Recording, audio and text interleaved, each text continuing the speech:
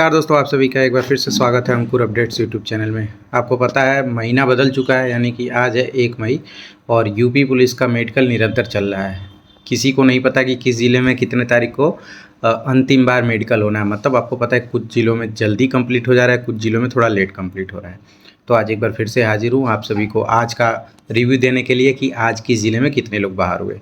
आज मैं थोड़ा सा बाहर था, बिजी होने की वजह से दिन भर कोई वीडियो नहीं बना पाया और मुझे उतने सारे अपडेट नहीं मिल पाए हैं।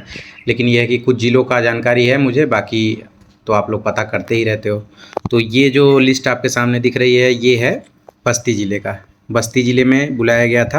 अब ये मत सोचना कि ये फर्जी है, देखो ये 1 मई है ना। बस्ती ज़िले में आज टोटल बुलाए गए थे 45 लड़के और 45 लड़कों में एक लड़का अनुपस्थित था और 2 बाहर हुए हैं। आप ध्यान से देखिएगा। और इसमें एक लड़के को नौकरी में मिला है चूँकि ज़्यादा था, और एक लड़के का पता नहीं चल पाया है और बाकी एक लड़का अनुपस्थित था। हो सकता है इसका कहीं ना कहीं सिलेक्शन हो चुका हो शायद, इसीलिए। नहीं तो इस कंडीशन पे यहाँ तक पहुँचने के बाद कौन अनुपस्थित होता है भाई, वो भी सिविल पुलिस अगर मिल रहा है। आने वाली वैकेंसी का लोग इंतज़ार कर रहे हैं, इतना कम पद है, उसको छोड़ते हुए कौन जाएगा। मतलब इसमें सिलेक्शन लेने के बाद लोग शांति से आराम से नौकरी करेंगे, कौन सोचेगा अगली भर्ती में तैयारी करें। लेकिन वही है ना कि किसी का सिलेक्शन हुआ होगा तो वो छोड़ दिया होगा। तो ये बस्ती ज़िले का है। देखते हैं अगले ज़िले का।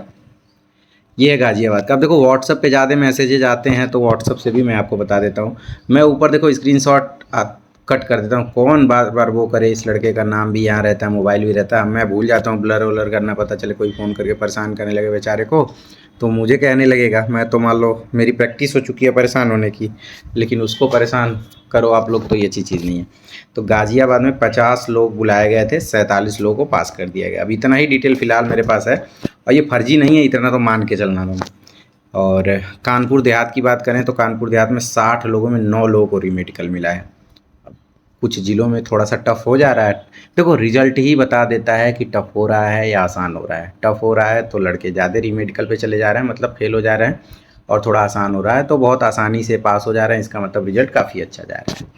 बाकी मैं देखता हूँ मेरे पास किस ज़िले का अवेलेबल है। हाँ, एक चीज़ ध्यान रखना, ये नोटिस वायरल हो रही है। आपको पता है मई या जून में जो यूपी पेट है उसका फॉर्म निकल सकता है। बाकी एक चीज़ इस बार कंफर्म किया गया है। अब ये वायरल हो रहा है, इसमें सच्चाई कितनी है। 28 अप्रैल को लेटर मतलब जारी किया गया है। जो कुलदीप कुमार रस्तोगी विशेष सचिव हैं, वो सचिव उत्तर प्रदेश अधीनस्थ चयन सेवा आयोग को लिखे हैं कि द्विस्तरीय परीक्षा प्रणाली लागू किए जाने विषयक दिनांक इतने को संशोधित किए जाने के संबंध में। अब इसमें जानते हो क्या दिया हुआ है?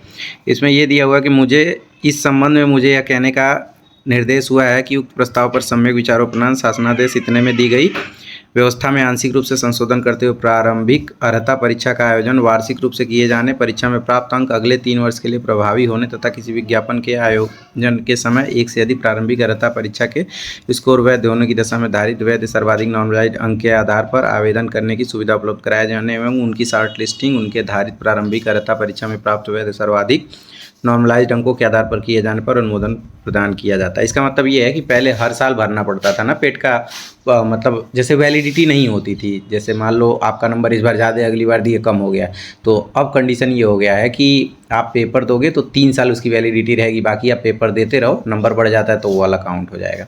तो ये बहुत अच्छी चीज़ है। मान लो एक बार अच्छी तैयारी होगी तो कम से कम 3 साल तो चलेगा। पता चले अगली बार अच्छी तैयारी ना हो तो दिक्कत हो जाती थी, तो इससे ये फ़ायदा मिलेगा। अब इसमें कितनी सच्चाई कितनी नहीं आने वाले टाइम में पता चलेगा।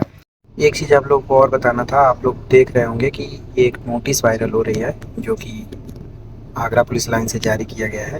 इसमें बताया गया है कि जिनका भी जो मेडिकल है आगरा में होने वाला था, उनका जो मेडिकल का डेट है वो चेंज कर दिया गया है। चलो देखते हैं इसमें किस किस का डेट चेंज हुआ है। तो अगर आप लोग ध्यान दे पा रहे होंगे तो यहाँ जिनका 13 तारीख को बुलाया गया था मेडिकल के लिए, उनको 3 तारीख को आना है। और 951 से 1050 और 1651 से 1750 तक लोगों का, ठीक है। बाकी जो जिनको 21 और 22 को बुलाया गया था, मतलब 21 और 22 मई को बुलाया गया था, उनको आना है 4 तारीख को। और ये लोग 1 से 200 तक जो राजस्थान वाले हैं उन लोगों का हुआ है। और फिर जो फिर जिनको 23 तारीख को बुलाया गया था उनको आना है 5 मई को। 152 लड़के हैं, ये भी राजस्थान वाले हैं। इसका कहने का मतलब ये है कि जितने राजस्थान के लड़के हैं उनका डेट दे दिया है। बाकी जो जिनका पहले से फिक्स था आगरा में ही, उनका भी डेट चेंज हुआ है। जैसे 14 को जिनको बुलाया गया था 6 को आना है, 15 वाले को 7 को आना है, 16 वाले को 8 को आना है, 17 वाले को 9 को आना है, 19 वाले को 10 को आना है, 20 वाले को 11 को आना है। तो अगर आपका एडमिट कार्ड जारी हो गया है, मतलब आपको मिल गया है और उस पे डेट लिखा हुआ है ये वाला, तो भी आपको इन्हीं डेट में आना है जो पहले से बताया नहीं गया था और अब बताया गया है। कुछ हुआ होगा वहाँ पे, हो सकता है मेडिकल की प्रक्रिया जल्दी कंप्लीट हो गई हो, या फिर हो सकता है जल्दी कंप्लीट करने की कोशिश की गई हो। तो हाँ, ये सच है, क्योंकि इसका मैंने मिलान किया और फ़ोन करके पूछा भी था। तो ये देखो, ये पुलिस उपायुक्त मुख्यालय नोडल अधिकारी भर्ती पुलिस भर्ती प्रक्रिया कमिश्नरेट आगरा के द्वारा जारी किया गया। इसका आप लोगों तक जो पीडीएफ है वो भी पहुंचा होगा, तो आप लोग देख लीजिएगा कि किस किस डेट में आपको बुलाया गया था, और उस डेट का इसमें एक्चुअल डेट दे दिया गया है कि जैसे मान लो 17 को है तो आपको 9 मई को आना है, तो उसी तरीके से आ जाएगा। तो इसका मतलब ये है कि आगरा और राजस्थान, यानी कि राजस्थान का सभी कैंडिडेट नए डेट पे आएंगे, और बाकी जो आगरा में पहले से जिनका फिक्स था वो लोग इस डेट पे आएंगे। तो ये जानकारी है, तो मैं सोचा आपको बता दूँ। एक चीज़ और मैं बता दूं कि बहुत सारे दोस्त कह रहे थे कि आजमगढ़ में क्या कंडीशन है। आजमगढ़ में देखो बहुत शानदार तरीके से हो रहा है, चेक सब कुछ हो रहा है, लंबाई, सीना, नौकनी, हाथ और ये वेरिकोज वेंस, प्राइवेट पार्ट, सब चीज़ चेक हो रहा है, लेकिन बहुत ही नॉर्मली चेक हो रहा है। बाहर होने वाले की संख्या बहुत कम है, क्योंकि एक कैंडिडेट पास होने के बाद मुझे कॉल किया है तो उसने बताया, बाकी मैं शॉर्ट्स के माध्यम से अभी बता दूंगा।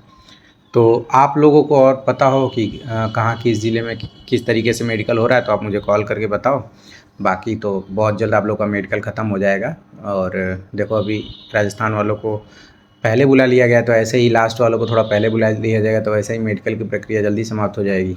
और जेटीसी के लिए खूब तेज़ी से काम चल ही रहा है, और कुछ लोग ट्रेनिंग के लिए कम पड़ रहे हैं, जो आईटीआई और पीटीआई हैं उनकी भी ट्रेनिंग की प्रक्रिया चल रही है। ज़बरदस्ती मांगा जा रहा है कि भैया भेजो जल्दी से, हमें तो ट्रेनिंग करवाना, नहीं तो ट्रेनिंग कैसे होगी 60,244 लोगों की। तो ठीक है, आने वाले समय में सारी जानकारी आपको समय समय पर मिलती रहेगी। बाकी एक दोस्त पूछ रहा था कि भैया ट्रेनिंग में बॉक्स ले जाऊं कि ये जो ट्रॉली बैग है वो। देखो, मैं तो ट्रॉली ले गया था, भाई के लिए भी ट्रॉली ही खरीदा था। बॉक्स का क्या है ना कि सेफ़ तो रहता है, बट ट्रॉली बैग भी सेफ़ रहती है। बॉक्स को ले आना बड़ा मुश्किल होता है, ट्रॉली बैग आप आराम से लेके जा सकते हो और बाद में उसका यूज कर सकते हो, सबसे बेस्ट ये रहता है। तो जो बॉक्स है, जब आपकी पोस्टिंग हो जाएगी तब के लिए फ़ायदेमंद है कि कुछ जो सामान है वो बंद कर दो। तो ट्रॉली बैग फ़िलहाल के लिए ज़्यादा बेस्ट है, बाकी आपकी मर्ज़ी है, और वैसे सामान की लिस्ट जो है वो मैं आपको बता दूंगा। ठीक है, तो चलो मिलते हैं अगले वीडियो में, आप लोग एंजॉय करो, बाय बाय।